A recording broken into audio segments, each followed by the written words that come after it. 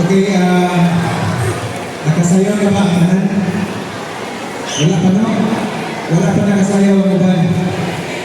Ang uban na present o wala pa nakasayaw?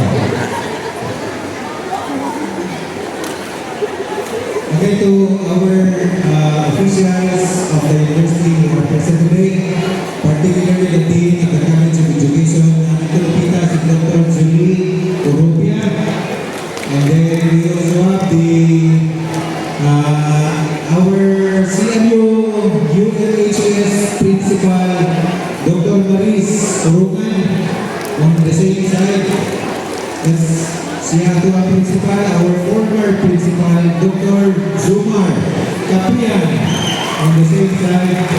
Tanangin niyo mga class advisors, mga faculty and staff of the CMU ULHS, and all of you students, mayong hapon, hindi pa man gabi, no? Mayong hapon sa tanan, pero kung ikaw-taw na rin, makamit na ng gabi, because I was made to understand that this is your night. Tonight is today is your day. Kung yung gabi, kung na inyo hangin na karakong gabi sa CMU, because I was made to understand also that this is the very activity that you are looking forward to every semester, every year. Tama ba? Tama kayo? O, tama kayo. Pinaghandaan yun. Diyandaman yun sa kanan ang kining na klaseng activity sa Tuwang Laboratory High School. On behalf of the entire CMU administration, I would like to commend, I would like to express my heartfelt appreciation to everyone for taking part of this significant occasion in the inyong CMU LHS Acquaintance Party for school year 2025-2026. Gusto ko pasalamat sa nagpadayon na panaghius sa unity cooperation of the big unit, which is our University Laboratory High School. Inubanan sa cooperation sa inyong mga parents. Alam nyo ba na yesterday we have just accepted your covered walkway project. Diba? So, congratulations sa kanan. Let me extend again our gratitude to your parents, to the entire Parents and Teachers Association of CMU LHS School Year 2024-2025. Kailangan pa man itong project. The incoming PTA officials School Year 2025-2026 will be elected soon.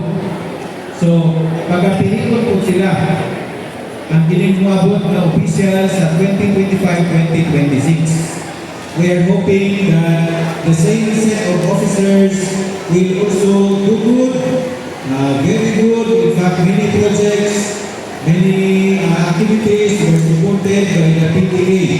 Naiuban ng mga projects ninyo, inyong mga attendance sa national, yung mga training, and even competitions at the international level, which were funded by the PTA.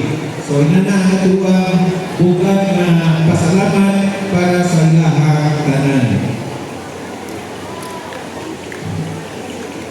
Okay. Now, because today is your acquaintance party, this will be the last big event for your grade 12 ates and kuyas. Diba? Moto nga hindi pwede nga ang grade 12 dili makasayaw. Kaya mo na nila ang last event sa mga acquaintance parties. And then, sa tanan ng mga students, may CMU ULHS from grade 8 to grade 12, congratulations sa inyong tanan. Nga naman, kay hardel kamo sa right word sa ato ang program na naadire sa ato ang ULHS. Meaning, nakakuha kamo sa sakto ng mga grado para makapadayon, makagraduate sa ULHS. Congratulations sa inyo. I also would like to welcome our grade 7 students. Isa mo ito mga grade 7 din. So, welcome to CMU. Congratulations po. Thank you for choosing Central Mindanao University ULHS. Congratulations and dawat po mo, and this will be your challenge also. The same challenge nga idawat sa ato ang mga ate o kuya that you should be able to you should be able to survive, you should be able to finish your secondary, junior high school as well as your senior high school program at our ULHS. So congratulations sa tanan. I would like to expect na kining kagabiyon, kining kahaponon, isa kadako na bigo kayo nga activities sa ato laboratory high school. We are still waiting for your guest speaker. Hopefully, she will be able to come just on time. No? So, to our dear students, because this is a socialization activity, acquaintance party gani, di ba? Kasi buhaton kung acquaintance party, ila-ila. Mag-ila-ila lang na din sa mga bagong students sa CMU ULHS. Kinsa pa ito ba itong ila-ilahon? Ila-ilahon ang itong mga organizations, officers. Right? Kinsa pa kita itong ila-ilahon? Ila-ilahon ang mga officers sa student body ni CMU ULHS. O kinsa pa itong ila-ilahon? Atong mga teachers, mga professors.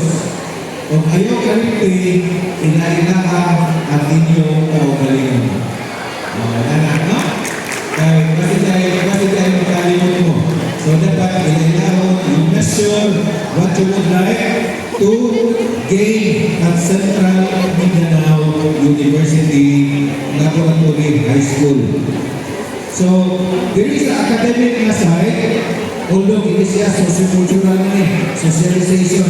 I just would like to remind you sa atong academic side. So, for all of you dear students of CMU ULHS, kung sa ako istorya, keep aiming high. Keep aiming high. Kung sa gusto nyo maabot, pwede pa ba na ito na patasan ang inyong gusto na maabot? Diba? Kung gusto mo nga ma-honor student, you can make it happen. You can make it happen. Kung gusto mo nga ma-excel sa mga extracurricular activities, you can also make it happen. With the guidance of our teachers, our professors, and also with our club advisors. These are all in preparation for you to be in college, in college. The report sa CMU. So, may you, because I would like to say na, Hotong sumpay, ano gusto na ito inailahon ng kagalingan because we want to believe in ourselves. We want to believe in our abilities, in our capacities. May you continue to excel, not only here in CMU, but in competitions and arenas across the nation and the world. No? And wherever you go, may you always carry in your hearts our CMU core values. Kung saan natin sila, excellence, integrity, and service. Kung ato i-spell out ang tanan, letter C is for commitment to excellence and service. Letter M, moral integrity. And U is for unity in diversity. Kung atong isurkat, kung ka words, that's excellence, service, and integrity. Ano na dyan? Okay, before I would like to end this very short speech, mapiliyon ka mo anong tulog ka words. I will dictate these 3 words. Andam na ba mo? Let's make some noise. Inyong ituba, ang inyong ituba, inanila ang tululan ka, unang possible na answer, CMU Laboratory High School. That's one possible answer. CMU Laboratory High School. Ikaduha ang possible answer is excellence. Excellence. Ikatulong ang possible answer is our best. Our best. So tulong po yan na. CMU Laboratory High School, our best in excellence. Are you ready to make some noise? Yeah. One more time. Who are we?